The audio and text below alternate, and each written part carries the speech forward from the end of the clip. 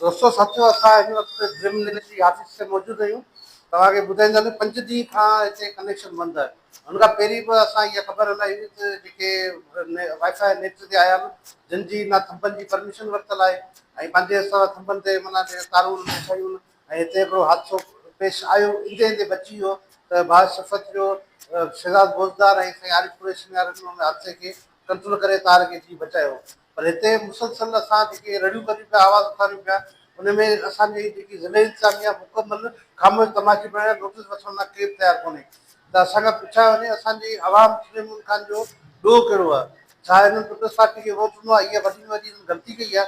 असांजा ॿार जेके आहिनि उहे तइलीम खां महरूम, जेको अचे जी खपे इहे करे सघे थो, उन को पुछण वारो कोन्हे।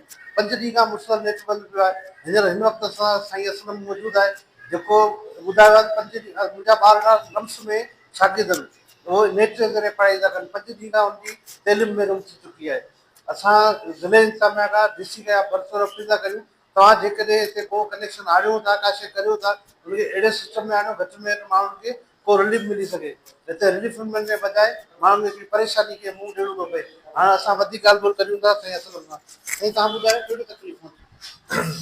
अस्सलाम वालेकुम भाईअन, अंदाज़न 5 ॾींहं थी विया आहिनि त ईबोन जेको आहे असांजो जेको आहे नेटवर्क बंदि आहे ऐं मुंहिंजा जेके ॿार जेके आहिनि लम्स में आहिनि ऐं सॼी जेकी पढ़ाई आहे अॼुकल्ह तव्हांखे ख़बर आहे नेट ते आहे ऐं नेट न हुजण जे करे ॿार तमामु परेशान आहिनि।